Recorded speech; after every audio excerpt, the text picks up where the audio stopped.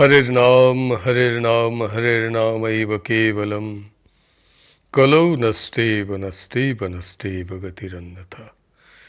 प्रेम भक्ति प्रदातारं आनंदानंद वर्धनम स्वर्णमयी सुतं वंदे जुगमाय मनोहरम विजय वल्लभां देवीं विजयानंद वर्धिनीं सदानंदमयीं साध्यं जुगमायां नमाम्यहम्। गुरुर्ब्रह्मा गुरुर्विष्णु गुरुर्देव महेश्वर गुरुरेव परं ब्रह्म तस्मै श्री गुरवे नमः। गुरु शिष्य সংবাদ গ্রন্থ হতে পাঠ। আমরা গ্রন্থটির একাদশ প্রসঙ্গ মুক্তি আস্বাদন করছি। গুরুদেব শিষ্যকে বলে চলেছেন, ছান্দোগ্য উপনিষদে মুক্তির কথা এরূপ আছে, এস সম্প্রসাদঃ পরং জ্যোতিরূপ সম্পদ্য স্বেন রূপেনাভি নিষ্পদ্যতে। ছান্দোগ্য উপনিষদ। অর্থাৎ এই জীবাত্মা পর জ্যোতি জ্যোতির্ময় ব্রহ্মকে প্রাপ্ত হইয়া আপন স্বরূপ লাভ করেন। ভগবান বেদব্যাসও এই শ্রুতি অবলম্বন করিয়া সূত্র করিয়াছেন, সম্পদ্যা বীর্ভাবঃ স্বেন শব্দাৎ। ব্রহ্মসূত্র। অর্থাৎ ব্রহ্মকে প্রাপ্ত হইয়া জীব নিজের স্বরূপ লাভ করেন। আর দর্শনেও মুক্তির কথা আছে। ন্যায় ও বৈশেষিক দর্শনকার ভগবান গৌতম ও কনাদ বলেন, দুঃখাত্যন্ত নিবৃত্তির মুক্তি, অর্থাৎ দুঃখের অত্যন্ত নিবৃত্তির নামই মুক্তি। সাংখ্যকার ভগবান কপিলদেব বলেন, অথ ত্রিবিধ দুঃখাত্যন্তর নিবৃত্তিরত্যন্তঃ পুরুষার্থঃ। অর্থাৎ ত্রিবিধ অর্থাৎ আধি দৈবিক, আধি ভৌতিক ও আধ্যাত্মিক দুঃখের অত্যন্ত নিবৃত্তি, অত্যন্ত পুরুষার্থ অর্থাৎ মুক্তি। যোগ দর্শন প্রণেতা ভগবান পতঞ্জলি বলেন, লিঙ্গ শরীরাপগমে সতি পরমাত্মনি জীবাত্মনঃ মুক্তি। অর্থাৎ লিঙ্গ দেহ নষ্ট হইয়া গেলে পরমাত্মার সহিত জীবাত্মার যোগ হয়, ইহাকেই মুক্তি বলে। পূর্ব মীমাংস দর্শনকার ভগবান জৈমিনী বলেন, নিত্য সুখাভি ব্যক্তি মুক্তি, অর্থাৎ নিত্য সুখের অভিব্যক্তি প্রকাশ হওয়াকেই মুক্তি বলে।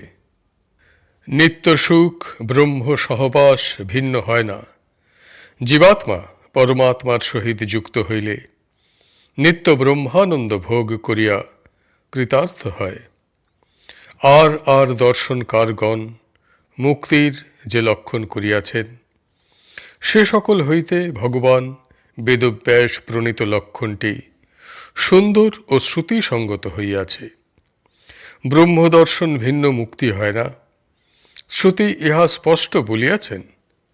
ব্রহ্মসূত্রে মুক্তির লক্ষণে সে কথা আছে, অন্য দর্শনকার সে কথা বলেন নাই। তবে ভগবান পতঞ্জলি তাহার উল্লেখ করিয়াছেন।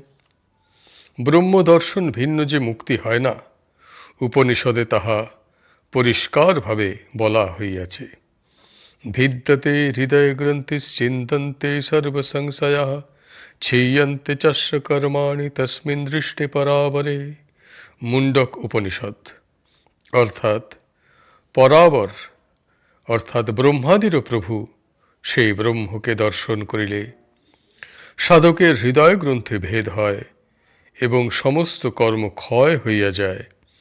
এই অবস্থাকে ব্রহ্মজ্ঞান বলে। শিষ্য জিজ্ঞাসা করিতেছেন, মুক্তির পর জীবের কি অবস্থা হয়?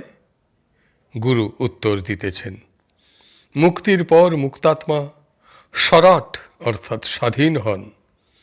এ সম্বন্ধে ভগবান বেদব্যাস ব্রহ্মসূত্রে বলিয়াছেন, অতএব চনন্যাধিপতি, অর্থাৎ মুক্তির পর জীব অনন্যাধিপতি হন, অর্থাৎ তিনি কর্মের অধীন, সুখ দুঃখের অধীন, পাপ পুণ্যের অধীন ও জন্ম মৃত্যুর অধীন থাকেন না। মায়া হইতে, অবিদ্যার বন্ধন হইতে সম্পূর্ণ স্বাধীন হন, কিন্তু তাহাকে ব্রহ্মের অধীন থাকিতে হয়। তিনি সত্য সংকল্প হন, অর্থাৎ তিনি যাহা কিছু সংকল্প করেন সমস্তই সত্য হয়। সে সংকল্পের ভিতরে মিথ্যার লেশ মাত্র থাকে না এবং ইচ্ছা মাত্র তাহার সমস্ত সংকল্পই সিদ্ধ হয়। এ সম্বন্ধে ব্রহ্মসূত্রে আছে সংকল্পাদেব তশ্রুতেহে, অর্থাৎ ইচ্ছা মাত্রই তাহার সংকল্প সিদ্ধ হয়। এই বিষয়ে শ্রুতি প্রমাণ যথা জং জং লোকং মনসা সংবিভাতি বিশুদ্ধ সত্যঃ কামায়তে যাংশ্চ কামান তং তং লোকং জয়তে তাংশ্চ কামাং তস্মাদাত্মজ্ঞং অর্চয়েদ ভূতিকামঃ। মুন্ডক উপনিষদ। অর্থাৎ মুক্তাত্মা মনে মনে যে যে স্বর্গাদি লোক পাইবার আকাঙ্ক্ষা করেন এবং যে যে ভোগ বিষয়ে প্রার্থনা করেন সে সমস্তই তিনি প্রাপ্ত হন। এজন্য যিনি নিজের মঙ্গল আকাঙ্ক্ষা করেন তিনি আত্মজ্ঞ পুরুষের অর্চনা করিবেন। ব্রহ্মের সহিত মুক্তাত্মার ভোগ বিষয়ে সমতা হয়, অর্থাৎ মুক্তাত্মা ব্রহ্মের সহিত সর্ববিধ ভোগ করিয়া থাকেন, কিন্তু শক্তি বিষয়ে সমতা হয় না, অর্থাৎ ব্রহ্মের ন্যায় তিনি সর্বশক্তিমত্তা লাভ করেন না। ব্যাসদেবী সম্বন্ধে ব্রহ্মসূত্রে লিখিয়াছেন ভোগমাত্র সাম্যলিঙ্গচ্চ, অর্থাৎ কেবল ভোগ বিষয়ে মুক্তাত্মা ব্রহ্মের সহিত সমতা লাভ করেন। এ বিষয়ে শ্রুতি প্রমাণ সো অশ্নুতে সর্বান কামান সহ ব্রহ্মণা বিপশ্চিতঃ, তৈত্তিরীয় উপনিষদ। অর্থাৎ সেই মুক্তাত্মা সর্বজ্ঞ ব্রহ্মের সহিত সর্বপ্রকার কাম ভোগ করিয়া থাকেন। শক্তি বিষয়ে যে সমতা হয় না সে সম্বন্ধে ব্রহ্মসূত্রে এইরূপ লেখা আছে জগদ্ব্যাপারবর্জং প্রকনারনাদ সন্নিহিতত্বচ্চঃ, অর্থাৎ মুক্ত পুরুষের জগতের সৃষ্টি স্থিতি প্রলয় করিবার শক্তি হয় না। সে শক্তি কেবল ব্রহ্মেরই আছে, তাহার নিজস্ব শক্তি।